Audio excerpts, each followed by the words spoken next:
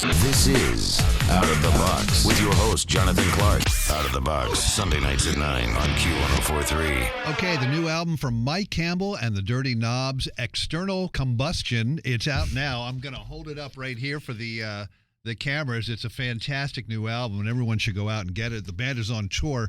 All the info, thedirtyknobs.com. We welcome Rock and Roll Hall of Famer Mike Campbell into the Lotto.com studio. And Mike, the Dirty Knobs, I'm just trying to think.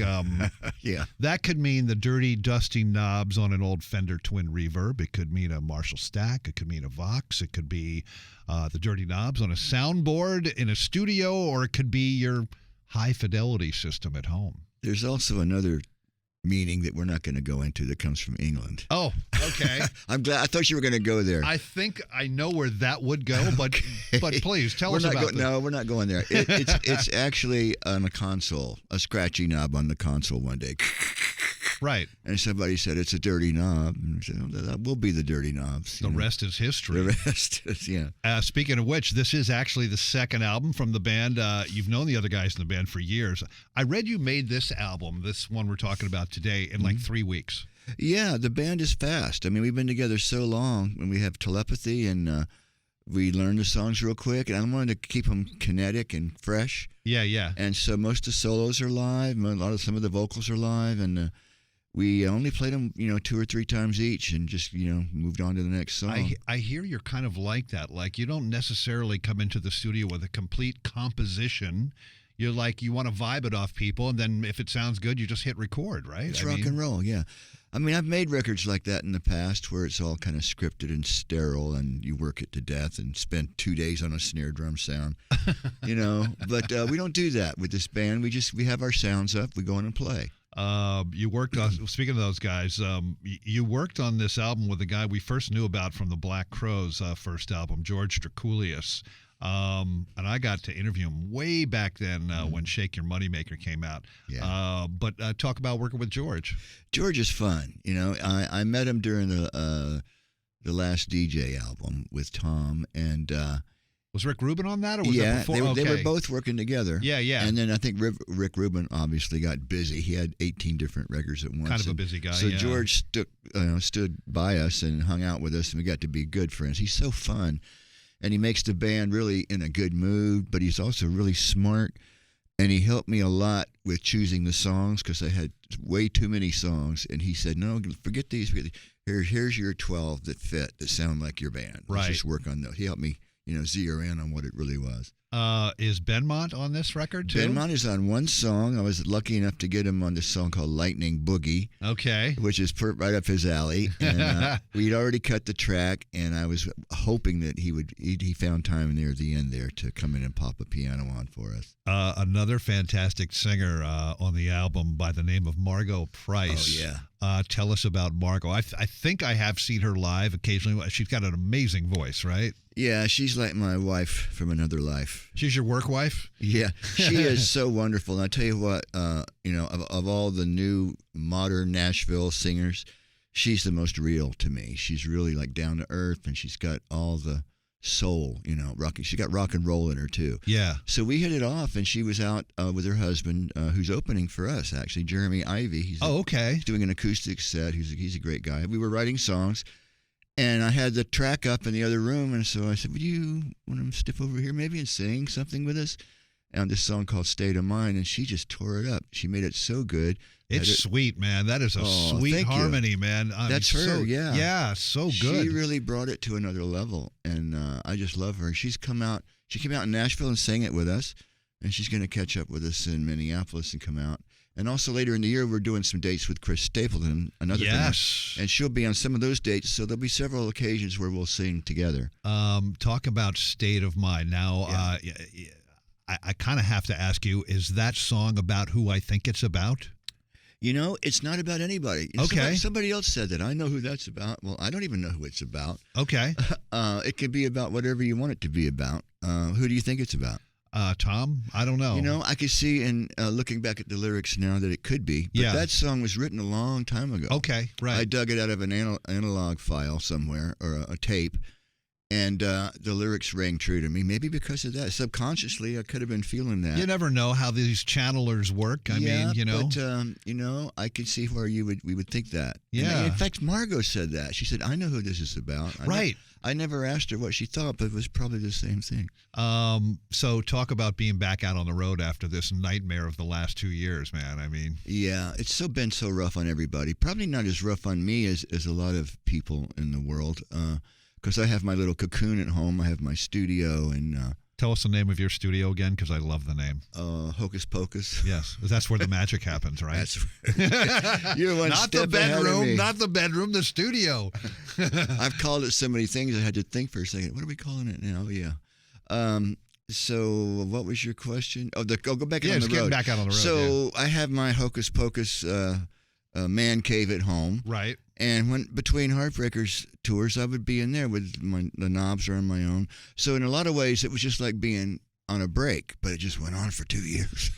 Oh God, yeah. So I was able to write and record. That kept me sane and spend a lot of time with the people I love that I sometimes leave behind on tour. So in a lot of ways, it wasn't personally that hard for me.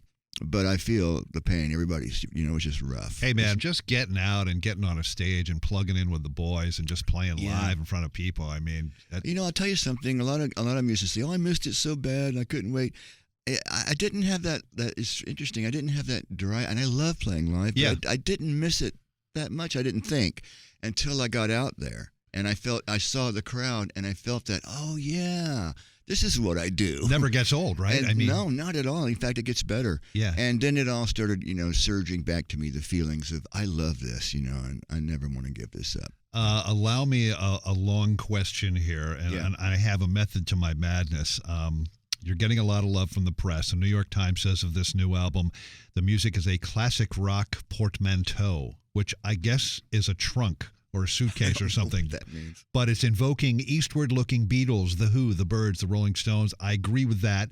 Also, Premier Guitar says, over the course of a career spanning nearly 50 years, Campbell steadily makes a case for his own status as a legend. Mm-hmm. Well, I think you have made the case already a long time ago, and here's why. Because we were talking about Keith Richards before the interview.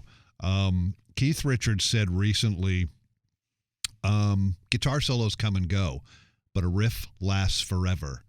And you are one of the very few kings of riffs, and you create these riffs that are so melodic and memorable that it's almost like they're not a guitar part. It's almost like they're a vocal line. I mean, so was there one guitar player back in the day it's like, you know what, I like what he does. I want to kind of do it that way as opposed to the crazy soloist kind of thing? That's a great question, and you're absolutely right. I hadn't heard that from the New York Times, but that's amazing. But they hit on the fact that I grew up in the mid-'60s, and that's when I started playing guitar. And there were so many great guitars back there, and it wasn't guitarists and bands, the Stones, the Kinks, the Animals, the Zombies, the Beatles. I mean, it was just like a plethora of inspiration for somebody like me. And I learned to play from those records, and they weren't about, later on Hendrix showed up and it got more flashy, but those guitar players and those songs were the way I like to play. And when I play guitar, that's what I emulate, If a song needs to stretch out, I will. Rarely I go that way, but I can. Live we do. But on records, I don't know. It's just it's magic. It's nothing that I plan. A lot of my, you call them riffs, are just stream of consciousness. Right, yeah. Get it on tape. Oh, I forgot now I see what that is. I can make something out of that. And that's maybe why it sounds the way it does, because I don't think it out and I just let it happen. I think Keith probably does it the same way. I don't know Keith, but maybe. Well, I mean, I know that you worked with George Harrison. I know, did you ever have a conversation with him and said, George, how come, your solos were only 4 bars? And there was a method to their madness, and George Martin, of course, but to make it really tight and succinct. But did you ever ask him that question? I asked him a lot of questions. I never asked him that because I think I already knew the answer. It fits the song, You play to the song, you support, and you mentioned earlier, which is the key, listen to the melody of the vocal. And that's what I always do, and I think that's where I come up with a lot of the lines, is I imagine, well, if the guitar was playing that melody, I try to emulate those notes, because if those notes are working with the voice, those notes on the guitar are going to fit the chords too. So if you start there, like you're another voice, then you got a pretty good chance. It's really incredible, the list of artists you've played, written, and or produced with over the last several years, including Tom Petty, where you're credited as a co-writer on Refugee, Here Comes My Girl, You Got Lucky, Running Down a Dream, and more, obviously, with Tom on his solo albums, Full Moon Fever, Wildflowers, Highway Companion, but also, and I gotta let the listeners know, just to remind them, Don Henley, the Boys of Summer, Heart of the Matter, Johnny Cash, Fleetwood Mac, Roger McGuinn, Tracy Chapman. I mean, it's Bob Dylan, Jackson Browne, George Harrison. I bring this up because it's a real diverse group of artists and, importantly, personalities. And I had the immediate family in here a couple months ago, Waddy and all those Danny guys. Korchmar. Yeah. And I think it takes a unique person or personality to work with so many different people who have all these people extremely successful at what they do. You have to get along with them, but you have to play the right thing that they like it, and it's very interesting. I think a lot of it's luck, I got to say. I mean, this guy, if you can play, it's good. But to bump into all these people that I've had the joy to work with, my heroes, most of them. I don't know how that happened. I'll just look up and go, how did I get here? Like just luck, a lot of luck. Yeah. Your path leads you this way. You meet this person, and they like your music, and you're like, oh, I grew up on your music, and you have a bond. And right. That's happened to me so many times in my life. I feel very grateful. Speaking about that dynamic, how was touring with Fleetwood Mac? Was it weird when you got that call? Like what? Yeah. Talk about it. It was on my birthday, and I was still deep in my grief from losing my brother. Yeah. And I was sitting in the backyard waiting, just killing time, and the phone rang. It was Mick Fleetwood, and I'd met him once or twice before, and he says, we'd like you to join the band. And I said, Fleetwood Mac? And he goes, yeah. I said, what about Lindsay? He said, oh, no, he's left. I said, oh, well, it took me back. Like, I have to think about that, because I hadn't, I was thinking about doing the Dirty Knobs and stuff. Yeah. And so I said, give me 24 hours, and I thought it over, and I weighed the good and the bad, and I thought, I want to do this. Yeah.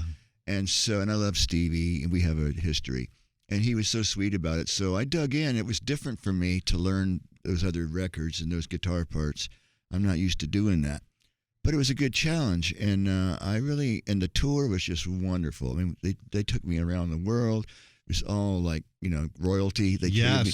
And my wife and I went, and we saw the world. It was like the best paid vacation of my whole life. And the music was wonderful. That rhythm section, one of the best ever. That's still together. Can you believe that? Amazing. And of course, Stevie and Christine and Neil Finn, who came in and sang some stuff too.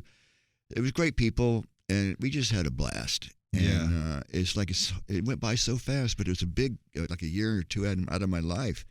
And now it's a long time. It's come and gone, just like in the past now. Well, we're speaking of those guitar players, and Lindsay is kind of like you in that respect, and maybe that's why they thought of you, because he's very melodic, but he's very tight and succinct with his guitar parts over the years as well. He's a great artist, and I have nothing but great respect for his production and his guitar tones and his arrangements. He's really, really great, and I know that all Mick said to me was, I've been listening to your stuff, which I guess he meant my catalog, and he said, we think that you would be a good choice, So I didn't get any deeper than that, and of course Stevie, I'm sure, voted for me. There's a history I think there. she carries a strong vote. We're with Mike Campbell and his new album from the Dirty Knobs, External Combustion. The band is on tour right now. All the info at thedirtyknobs.com. On the new album, there's a song called Wicked Mind with a pretty hilarious video that involves you being in a coffin at one point and then coming back from the dead. Yeah, that was not my idea. I resisted the coffin for a little while, but they finally convinced me it would be funny. And it did end up being funny. It's good. Thank you. We had fun doing it, and the crew and everything. It was a great day out in the desert. We did the 2 videos. And that one is just kind of it's funny. My kids like that one a lot. They go, "Are you going to be okay?" I said, "Yeah, it was just pretend." You know? Oh. And they go, "Why didn't you just slap her in the face?" And speaking of videos, you've done some cool ones on Instagram. I've been checking it out. You talk about some of your favorite songs musically. I just watched the one where you talk about American Girl, which is really cool. And you still love that song. You still love playing that song. Yeah. And you kind of go through the production of the guitar parts and things like that. Yeah, I enjoy doing that, and it kind of keeps, the fires burning while we're not active. Yeah. I started doing it on the Fleetwood Mac tour backstage. Right, those jams. I started calling it the bathroom jams, and of course, I didn't know anything about the social network or Instagram, but they said, "Here, do something." And, yeah. And it became like I brought the girls, the background singers in. Yes. Or sometimes Neil. Oh, I watched them. They're fantastic. And it became such a thing, and when the tour ended, I thought, well, we got a record coming up, and what can I do? And I thought, well, I can show some of the songs that people know and maybe explain how I did them for the guitar players. Yeah. I enjoy doing that. Yeah. Is it true that you actually have a chandelier made of guitars? I do. Come on. I got to see. That's an Instagram video right there. You know what? For the longest time, I thought I would keep it a complete secret, but I just couldn't keep it in my pants. It's too cool. I mean, how many guitars are on it? Well, picture like a Chinese laundry, like a huge Chinese laundry that's like 20 feet this way and 10, 15 feet that way. And all along it's like a lighting rig, metallic. Right, yeah. It was done by a good construction company, and all around are hooks. And the guitars are all hooked, and it's on pulleys and a hydraulic, and it goes up. It's in my rehearsal cabana. We used to call it the cabana. Now it's called Knobville. And it's got a high ceiling, so you push a button, it goes above your head.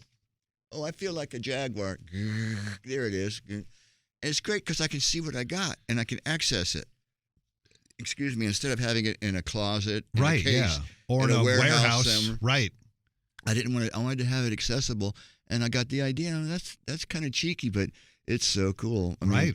I just love to take people in there and say, "Hey, stand here, watch this," and the guitars come down. What would you like? An SG, a Strat, a Telly? Right. Okay, and here we go. I am a collector, so they're all vintage things, and they're beautiful pieces, and they're right there where I can see them. So yeah, it's sick. I know. Oh no, it's fantastic, and it's rock star decadence, but in a very good way.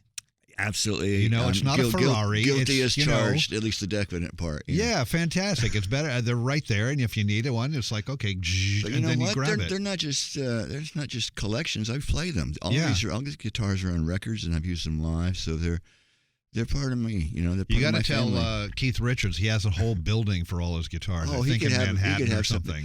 I wanted to have it like go around. In the round. Come down and go like a laundry, but it was too expensive, so I just go up and down. Please post a photo of that in action on your Instagram. What? It's coming out. The Gibson did this thing with my collection, and we actually show it, and it's coming out soon. So you will be able to see it. We will look for that. His name is Mike Campbell. The band is Mike Campbell and the Dirty Knobs. External Combustion is the new album. The band on tour right now. All the info, thedirtyknobs.com. Mike, always, not always. It's the first time I met you, but it's a real honor and a pleasure for me to speak to you. I'm a frustrated guitar player. And so am I. Well, that's what's keep you going, I guess, you know. But I've been listening to those riffs for my entire life, and thank you for all the music. And this is a fantastic album, and enjoy being out on the road, man. I appreciate those words. I really do. It's very sincere of you, and I can't thank you enough. This is Out of the Box with your host, Jonathan Clark. Out of the Box, Sunday nights at 9 on Q104.3.